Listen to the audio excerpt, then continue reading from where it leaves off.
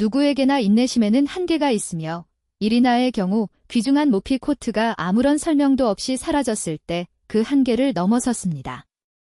마지막 빨대가 관용의 잔에 넘쳤고 남편의 예상치 못한 반응은 모든 것을 바꾸어 놓았습니다.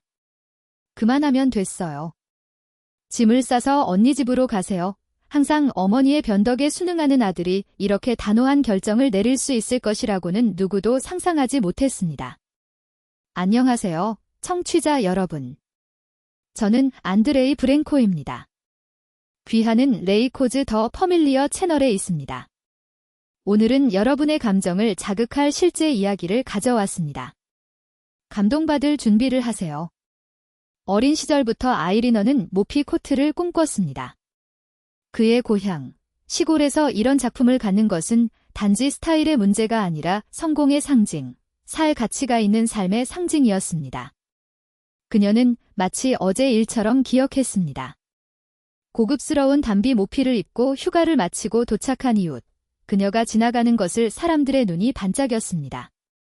그 순간 그의 마음속에 욕망이 뿌리내렸습니다.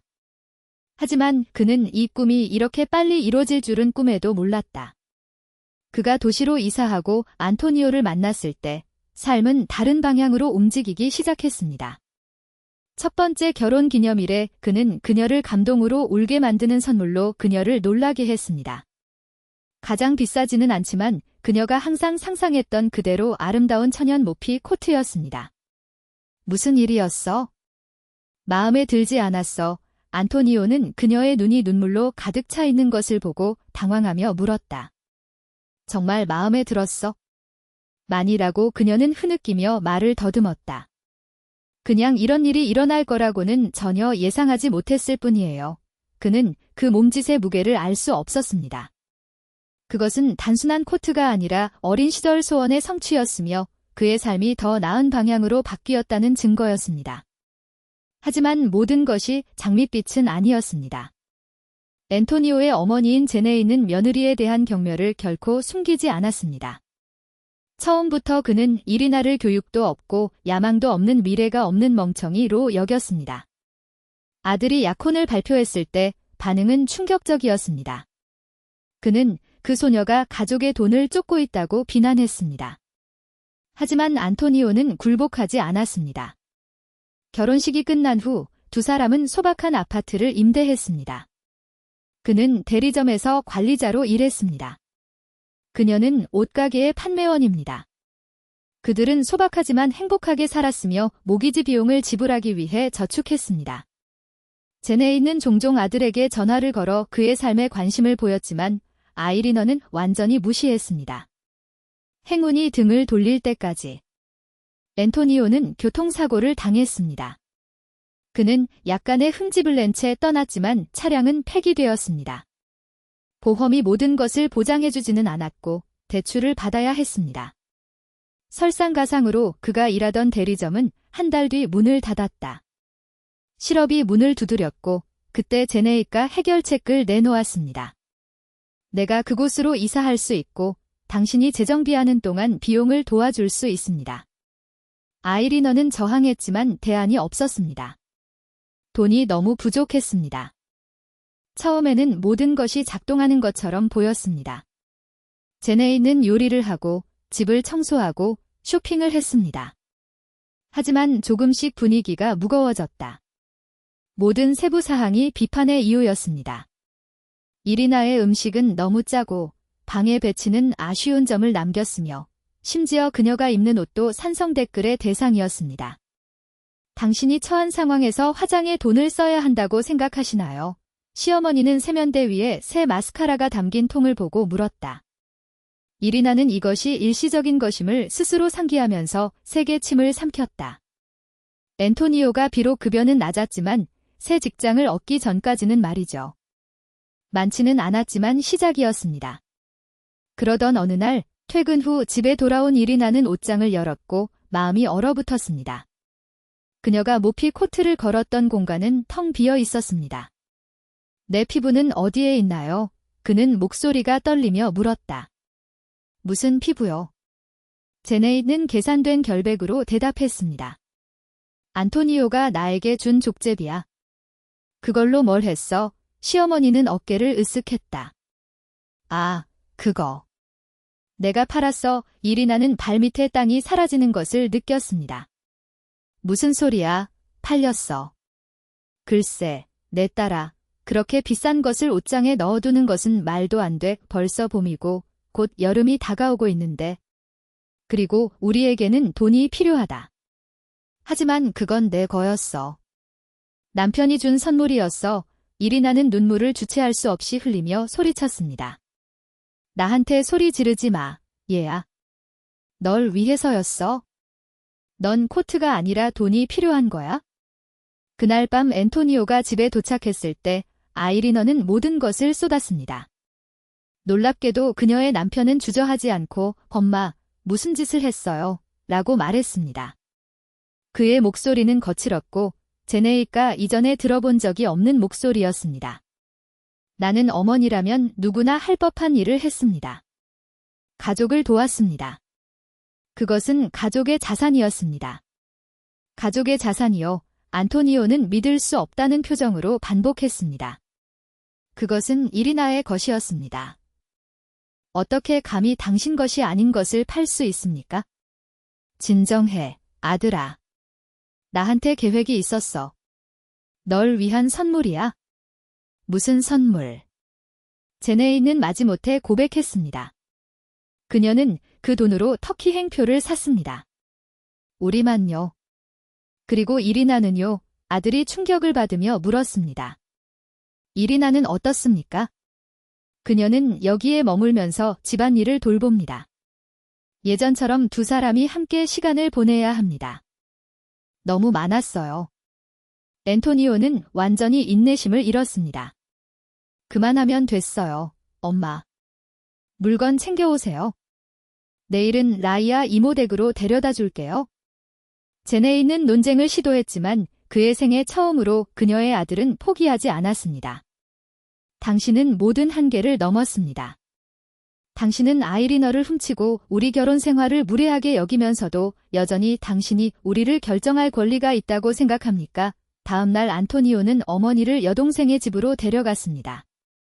그가 돌아왔을 때 그는 말보다 더 많은 것을 말하는 힘으로 이리나를 껴안았습니다. 모든 일이 미안해요. 그녀가 이런 일을 할 수 있을 거라고는 상상도 못했어요. 그건 내 잘못이 아니야. 이리나는 눈물을 닦으며 대답했다. 그녀는 나를 결코 받아들이지 않았습니다. 코트 하나 더 사줄게. 약속할게. 이리나는 고개를 저었다. 코트 문제가 아니야, 안토니오. 알아요. 그는 그녀의 눈을 바라보며 말했다. 존경에 관한 것입니다. 그리고 저는 여러분이 알아주셨으면 합니다. 여러분이 나에게 먼저 와주세요. 항상. 일주일 후 예상치 못한 전화가 왔습니다. 라이아 이모가 걱정스럽게 전화를 걸었습니다. 제네이는 그녀의 모든 물건을 가지고 사라졌습니다. 전화도 받지 않았고 소식도 전하지 않았습니다. 안토니오는 당황하여 병원으로 가서 경찰에 신고했지만 마치 증발한 것 같았습니다. 며칠 후 알 수 없는 번호로부터 다음과 같은 메시지가 도착했습니다. 저는 터키에 있습니다. 저를 찾지 마세요. 2주 후에 돌아올 겁니다. 이리나의 눈이 커졌다. 정말 같나요? 안토니오는 거의 웃으며 한숨을 쉬었다. 그런 것 같군요. 혼자인 것 같군요. 잠시 침묵한 후 그는 이렇게 덧붙였습니다. 아마도 이 방법이 더 나을 것 같습니다. 그녀를 쉬게 하고 머리를 비우세요. 그동안 우리는 우리 자신을 재정비할 수 있습니다. 그리고 오랜만에 처음으로 아이리너는 실제로 그렇게 할 수 있다고 느꼈습니다. 그리고 실제로 그들은 재편성을 시작했습니다. 앤토니오는 주말에 소규모 유통업체에 상품을 배달하는 부업을 찾았습니다.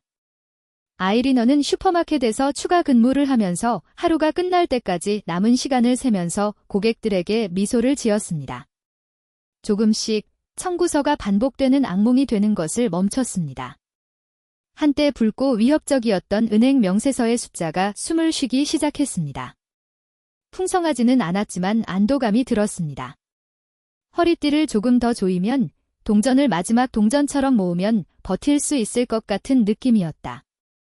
지나이다 알렉산드로브나는 약속한 대로 정확히 2주 후에 돌아왔습니다. 그러나 그는 그들에게 돌아오지 않았습니다. 그는 값싼 기념품으로 가득 찬 여행 가방과 설명보다 더 많은 것을 말해주는 침묵을 가지고 여동생 라이아의 집에 곧장 도착했습니다. 처음 며칠 동안 앤토니오는 전화를 시도했지만 대화는 짧고 건조했으며 거의 형식적이었습니다. 엄마, 잘 지내세요? 글쎄요. 당신은요? 역시 좋아요. 거짓말하다. 아무도 괜찮지 않았습니다. 이리나는 마치 존재하지도 않는 것처럼, 공존의 세월이 단숨에 지워진 것처럼 완전히 무시당했다. 한 달 후, 안토니오의 전화는 알 수 없는 번호로 울렸습니다. 안녕하세요. 안톤 세르게비치 씨. 솔라센트 여행사입니다. 터키 예약에 대한 일부 세부 정보를 확인하고 싶습니다. 무슨 준비금이요? 앤토니오는 눈살을 찌푸리며 정신적으로 이번 달의 결산을 살펴보았습니다. 꿈에서도 여행할 여지가 없었습니다. 네, 귀하의 이름으로 예약된 투어 패키지가 있습니다. 문서에 약간의 불일치가 있는 것으로 나타났습니다. 귀하의 어머니인 지너다 엘리그젠드로너께서 이 문제를 해결하기 위해 귀하에게 직접 연락해달라고 요청하셨습니다. 안토니오는 땅이 흔들리는 것을 느꼈습니다. 어머니. 그는 그녀가 이미 여행을 떠났다고 생각했습니다. 그 2주간의 휴가가 바로 그 여행이었습니다.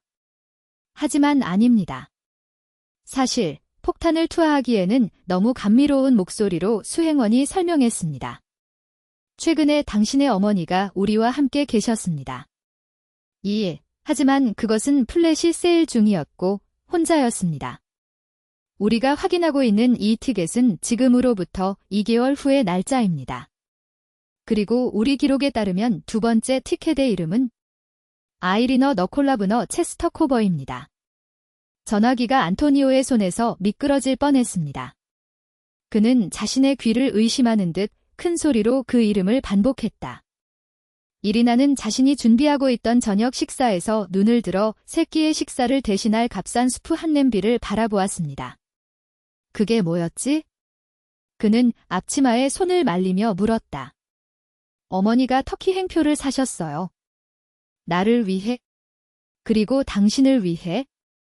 이리나는 얼었다. 이어진 침묵은 칼로 베어버릴 만큼 짙었다. 그녀는 무엇을 했나요? 얼마 지나지 않아 그들은 라이아 이모의 집문을 두드렸다. 그곳에서 지나이다 알렉산드로브나는 폐위된 여왕처럼 자리 잡았지만 그럼에도 불구하고 여왕이었다. 집에서는 조약과 쓴 허브차 냄새가 났습니다. 는 용암을 얼릴 듯한 표정으로 그들을 맞이했습니다. 정말 놀랐습니다. 친애하는 방문객 여러분. 모든 음절에서 아이러니가 흘러나왔습니다. 여행사에서 전화한 엄마, 안토니오는 목소리를 안정시키려고 노력하면서 시작했습니다. 당신이 나와 이리나를 위해 표를 샀다고 하더군요. 그래서 어쩌죠? 지나이다 알렉산드로브나는 그 질문이 터무니없다는 듯 팔짱을 꼈습니다. 우리 같이 가려고 산 줄 알았는데. 당신과 나. 제발요. 그녀는 그 아이디어가 말도 안 되는 것처럼 코웃음을 쳤습니다. 당신이 시계를 보며 소중한 것을 되찾을 때까지 분을 세면서 온종일 시간을 보낸다면 내가 왜 당신과 함께 여행하고 싶겠습니까? 이리나는 그녀가 느끼지 못한 침착함을 가지고 그 장면을 관찰했다. 그 이야기에는 뭔가 문제가 있었습니다. 서로 맞지 않는 것? 지나이다 알렉산드로브나, 그는 단어를 신중하게 선택하면서 말했습니다. 그 구절이 우리를 위한 것이라면 왜 우리에게 말하지 않았습니까? 는 시선을 돌렸다. 거의 감지할 수 없는 몸짓이지만 그 어떤 말보다 더 많은 것을 배신한 몸짓이었습니다. 놀라게 해주고 싶었어요. 그러다가 당신이 나를 쫓아냈고 나는 기분이 상했고 그게 전부였습니다. 하지만 당신은 티켓이 당신과 안토니오를 위한 것이라고 말했고 안토니오는 혼란스러워하며 주장했습니다. 나는 그것을 정확히 기억합니다. 그 사람이 그 말을 하고 또 했어요. 이제 모두가 내가 말하는 모든 것을 녹음하게 될까요? 그녀는 목소리를 높였지만 그 짜증에는 뭔가 잘못된 것이 있었습니다. 강제로 뭔가. 이리나는 의심했다. 지나이다 알렉산드로브나는 자존심 때문에 계획을 포기하는 유형이 아니었습니다. 더 많은 것이 있었습니다. 훨씬 더. 그들은 대답보다 더 많은 질문을 안고 라이아 이모의 집을 떠났고 그들 사이에는 공기가 무거웠습니다. 돌아오는 길에 이리나는 손가락에 낀 반지를 손가락으로 만지작거리며 버스 창밖을 내다보았습니다. 내 생각엔 그녀가 정말 우리에게 선물을 주고 싶어 했던 것 같아요. 안토니오보다는 자기 자신을 위해서라고 그녀는 중얼거렸습니다. 하지만 도중에 문제가 발생했습니다. 무엇? 앤토니오는 너무 피곤해서 짐작할 수 없었습니다. 모르겠습니다. 아마도 그녀는 우리가 거절할까봐 두려웠을 것입니다. 아니면 그것이 내 코트에 대한 당신의 태도에 대해 용서를 구하는 방법이라고 생각했을 수도 있습니다. 안토니오는 주먹을 꽉 쥐었다. 태도는 그 여자가 한 일에 비해 너무 섬세해서 완곡한 표현이었습니다. 그건 아무것도 정당화되지 않습니다. 그는 으르렁거렸습니다. 그녀에게는 권리가 없었습니다. 그것은 정당화되지 않습니다. 이리나는 그에게 얼굴을 돌리며 동의했습니다. 하지만 우리는 지금 그것으로 무엇을 할지 선택할 수 있습니다. 그래서 그들은 모든 논리에 반하여 지나이다 알렉산드로브나를 저녁 식사에 초대하기로 결정했습니다.